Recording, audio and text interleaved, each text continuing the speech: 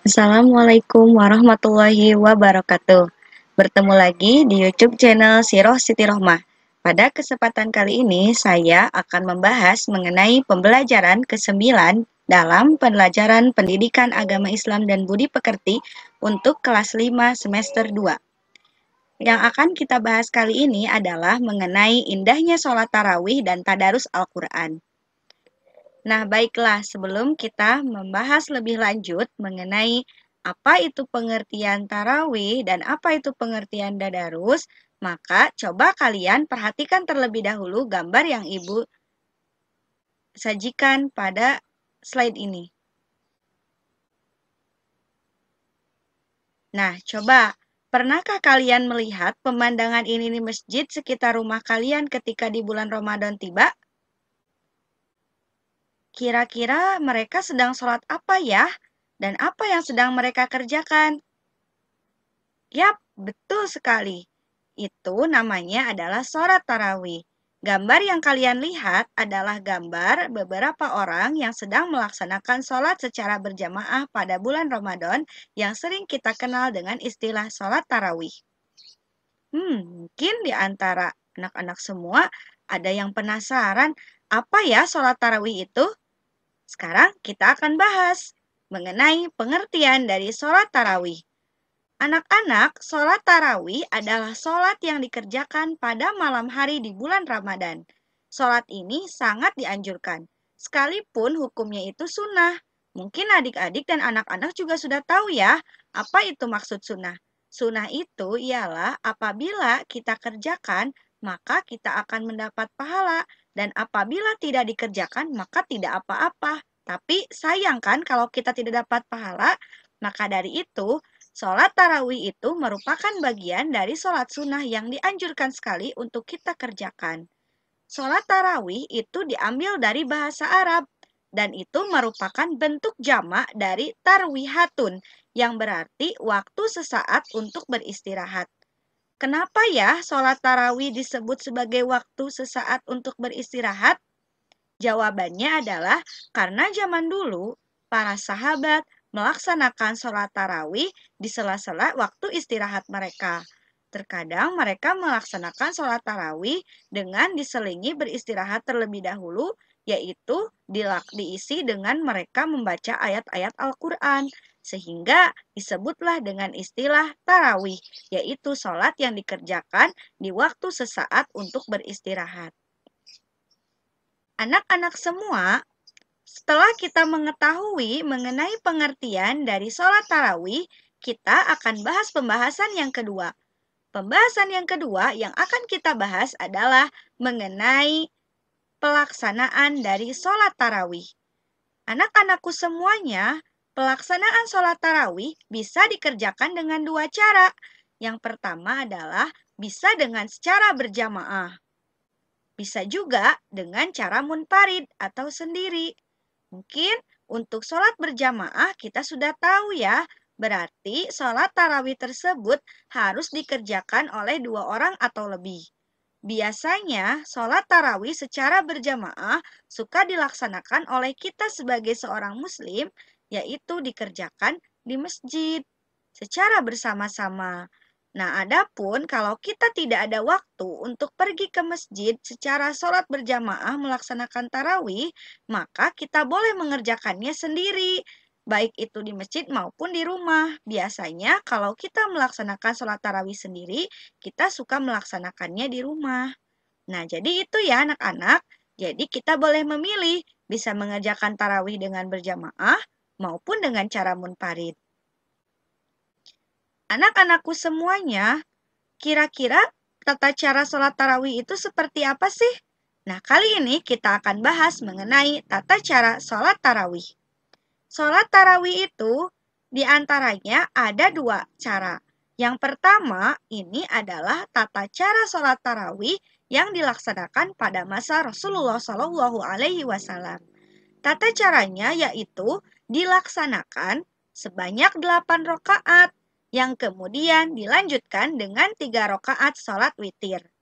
Sedangkan cara ini berbeda dengan tata cara sholat tarawih yang dilaksanakan pada zaman Khalifah Umar bin Khattab.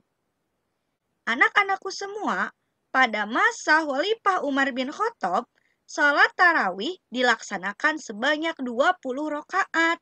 Kemudian dilanjutkan dengan 3 rakaat sholat witir. Nah, itu diantaranya. Kalian boleh memilih mau mengerjakan yang 8 rakaat atau mau mengerjakan yang 20 rakaat. Sedangkan untuk 3 rakaat itu namanya adalah sholat witir. Kenapa disebut sholat witir?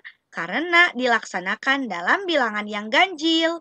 Maksudnya bilangan ganjil seperti apa? Maksudnya sholat witir tersebut dilaksanakan dengan jumlah bilangan rakaat mulai dari 1, 3, 5, 7, dan seterusnya. Tapi kebanyakan di kita melaksanakan dengan 3 rakaat. Dan itu yang disebut dengan sholat witir.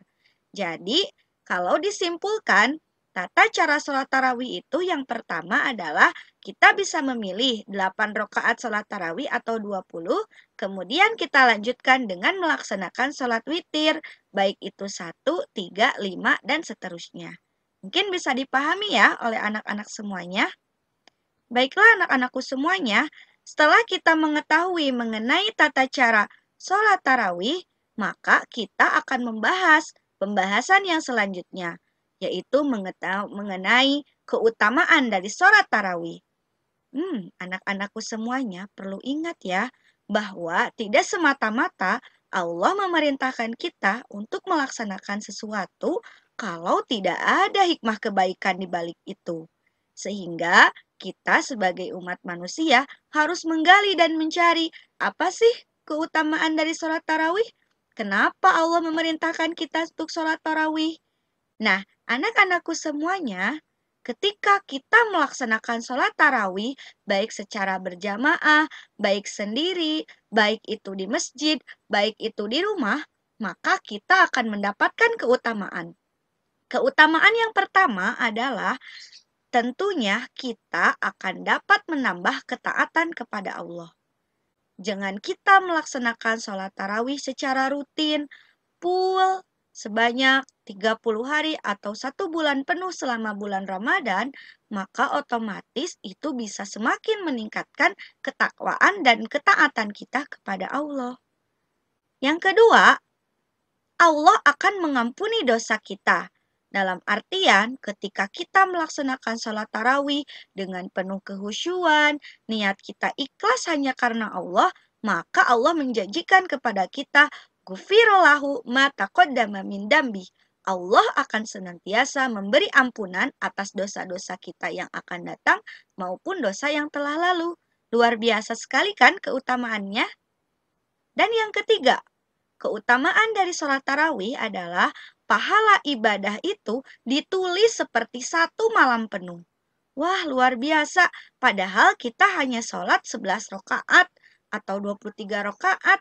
Tapi ternyata pahalanya itu bisa ditulis sebagai 1 malam penuh. Luar biasa sekali ya. Makanya jangan sampai kita menyesal karena sudah melewatkan dari sholat tarawih tersebut. Dan yang terakhir, yaitu dengan kita melaksanakan sholat tarawih secara berjamaah di masjid, maka itu bisa mempererat tali silaturahmi kita dengan sesama muslim. Nah, oleh karena itu, ayo anak-anak semuanya, jangan lupa luangkan waktu kita untuk melaksanakan sholat tarawih. Jangan sampai kita menyesal karena kita tidak kebagian keutamaan dari sholat tarawih. Sholat tarawih itu hanya dikerjakan sebanyak 1 tahun sekali saja selama bulan Ramadan. Jadi jangan sampai kita melewatkannya. Nah, anak-anakku semuanya, selain sholat tarawih, ada beberapa amalan yang bisa kita kerjakan sebagai bentuk mengisi waktu ibadah kita ketika bulan Ramadan. Dan tentunya amalan tersebut bisa menambah pahala kita di bulan Ramadan. Selain tarawih, apalagi ya? Mungkin di antara kalian ada yang tahu? Ya, betul. Selain kita melaksanakan tarawih, ada amalan lain yang bisa kita lakukan untuk menambah pahala saum Ramadan kita. Yang kedua adalah tadarus. Apa itu tadarus? Tadarus itu berasal dari kata darosa, yang artinya mempelajari, meneliti, menelaah, dan mengambil pelajaran. Anak-anak, tadarus Al-Quran berarti mempelajari Al-Quran, baik itu mempelajari bacaannya, tahsinnya, makhorijul hurufnya, hukum bacaan madnya, pokoknya semuanya kita pelajari yang terdapat di dalam Al-Quran dan itu bisa dikerjakan oleh kita baik secara bersama-sama maupun secara sendirian di rumah masing-masing.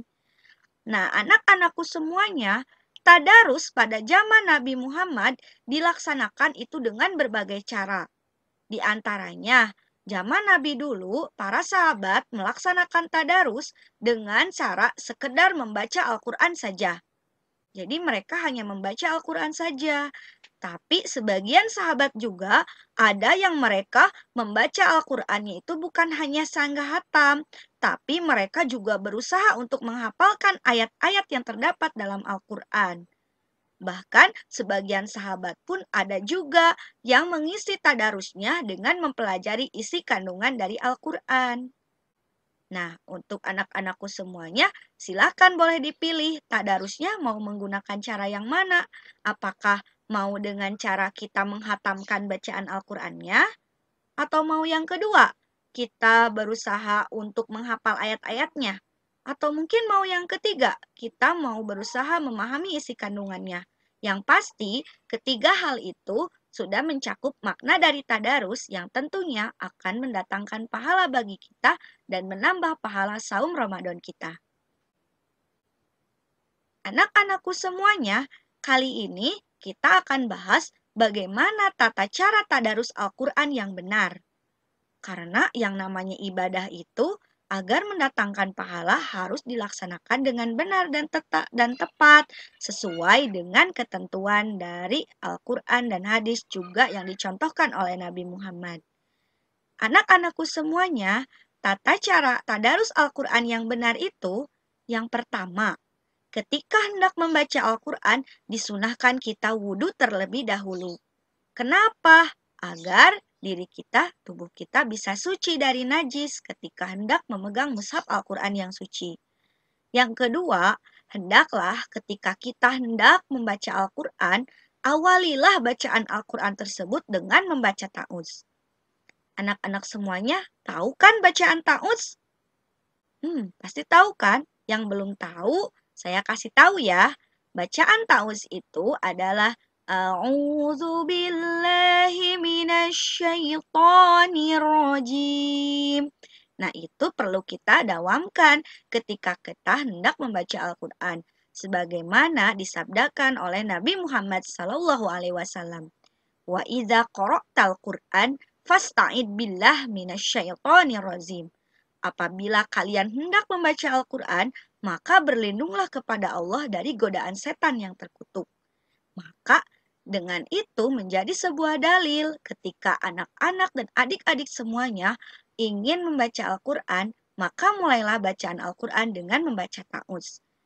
Setelah membaca ta'uz, maka bacalah bismillah sebagai bentuk rasa puji syukur kita kepada Allah Subhanahu wa taala sehingga kita mengagungkan Allah dengan cara membaca Bismillahirrahmanirrahim. Baiklah, sekarang kita lanjut kepada tata cara tadarus Al-Quran yang benar, poin ketiga. Poin yang ketiga, hendaklah kita tadarus Al-Quran lakukan di tempat yang bersih. Maksudnya apa? Tempat yang rapi, yang suci, sehingga itu menunjukkan rasa sopan santun kita terhadap Al-Quran yang suci. Biasanya bisa kita kerjakan tadarus tersebut dengan dilaksanakan di rumah ataupun di masjid. Yang pasti, pastikan terlebih dahulu tempat tersebut suci dari najis dan kotoran.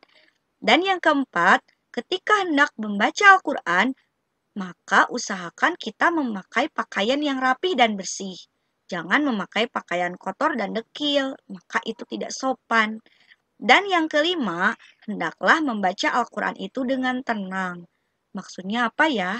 Maksudnya adalah, hendaklah kita membaca Al-Quran itu dengan tartil, dengan sempurna bacaannya. Kita baca dengan pelan, kita pahami maknanya, maka itu akan berbuah pahala. Dan yang keenam adalah, hendaklah kita membaca Al-Quran dengan suara yang sedang, tidak perlu dengan berteriak-teriak atau. Nah, kemudian yang ketujuh, janganlah kita membaca Al-Quran dengan bersenda gurau. Jadi, usahakan kita fokus kepada bacaan Al-Quran agar bacaan tersebut kelak bisa menjadi syafaat bagi kita di yaumil akhir. Selanjutnya, anak-anakku semuanya, kita akan bahas manfaat tadarus Al-Quran. Apa sih manfaat yang bisa kita dapat ketika kita membiasakan diri membaca Al-Quran di rumah? Manfaat yang akan kita dapat yang pertama adalah tentunya akan menumbuhkan kecintaan kita kepada Al-Quran. Al-Quran merupakan kitab suci umat Islam. Dan Al-Quran merupakan kalam Allah yang diturunkan kepada Nabi Muhammad melalui pelantara malaikat Jibril. Dengan kita mencintai Al-Quran, berarti tandanya kita juga mencintai Allah dan mencintai Nabi Muhammad. Maka salah satu cara untuk mencintai Al-Quran adalah dengan kita senantiasa membaca Al-Quran tersebut, sehingga semakin menambah kecintaan kita kepada Al-Quran. Yang kedua, hendaklah dengan kita membaca Al-Quran, maka ada manfaat yang akan kita dapatkan, yaitu bisa memperlancar bacaan Al-Quran. Jadi adik-adik semuanya yang mungkin belum bisa bacaan Al-Quran, jangan sampai pesimis dan menyerah ya, tapi harus tetap optimis. Kalau kita merasa diri kita belum pandai membaca Al-Quran, maka teruslah baca Al-Quran. Insya Allah kalau terus dilatih, maka bacaan Al-Quran kita semakin hari akan semakin bagus. Dan jangan sampai pesimis ketika bacaan kita belum sebagus yang lain. Karena Nabi Muhammad pernah menyatakan, Allah akan memberikan ganjaran kepada orang yang membaca Al-Quran dengan terbata-bata karena belum bisa atau belum lancar. Ganjarannya itu ada dua. Yang pertama, ganjaran karena dia sudah membaca Al-Quran. Yang kedua adalah ganjaran karena dia terus semangat untuk mempelajari Al-Quran. Luar biasa kan ganjarannya? Jadi yang belum bisa juga coba ya untuk belajar membaca Al-Quran di rumah. Insya Allah semakin hari bacaan Al-Quran kita semakin lancar. Dan yang ketiga, manfaat yang bisa kita dapatkan dari tadarus Al-Quran adalah mendapat pahala yang berlipat ganda. Bahkan Nabi Muhammad pernah mengatakan, barang siapa yang rajin membaca Al-Quran, maka kelak bacaan Al-Qurannya akan menjadi syafaat baginya di yaumil akhir. Bahkan untuk anak-anak semuanya yang ingin memberikan hadiah mahkota surga, mahkota indah untuk orang tuanya, yuk pelajari Al-Quran. Dengan mempelajari Al-Quran, menghafal Al-Quran, kalian bisa memberikan mahkota yang sangat indah untuk kedua orang tua kalian kelak di surga. Selanjutnya, tentunya dengan kita mempelajari Al-Quran dan membiasakan tadarus Al-Quran, kita akan memperoleh ilmu yang banyak tentang Al-Quran. Karena isi Al-Quran itu sangat sekali lengkap. Mulai dari akidah, muamalah, bahkan juga sejarah dan cerita Nabi Muhammad. Maka dengan kita mempelajari Al-Quran, maka akan banyak ilmu yang kita bisa dapatkan dari Al-Quran tersebut. Dan yang kelima, kita akan memperoleh kasih sayang dan kebaikan dari Allah Subhanahu wa taala berupa naungan agar kita terhindar dari siksaan neraka dan naungan agar terhindar dari perihnya hari kiamat. Insya Allah kita semua akan terhindar dan mendapat pertolongan dari Al-Quran yang kita baca. Nah, oleh karena itu, yuk kita tadarus Al-Quran. Tujuannya apa? Agar Ramadan kita lebih bermakna dan berlimpah pahala. Silahkan biasakan baca Al-Quran di rumah, baik itu hanya satu ain, atau mungkin mau kita baca dengan satu hijab, atau mungkin mau satu manjil atau satu juz, terserah. Yang penting setiap hari kita meluangkan waktu untuk membaca Al-Quran. Siap kan untuk tadarus Al-Quran? Harus siap ya, jangan lupa saum kita. Untuk menambah pahala saum kita, hendaklah kita membiasakan diri melaksanakan tarawih melaksanakan tadarus karena tarawih dan tadarus itu sangatlah indah dan banyak sekali manfaatnya dan juga pahalanya sangat sekali besar. Itu yang bisa saya sampaikan. Dan wassalamualaikum warahmatullahi wabarakatuh.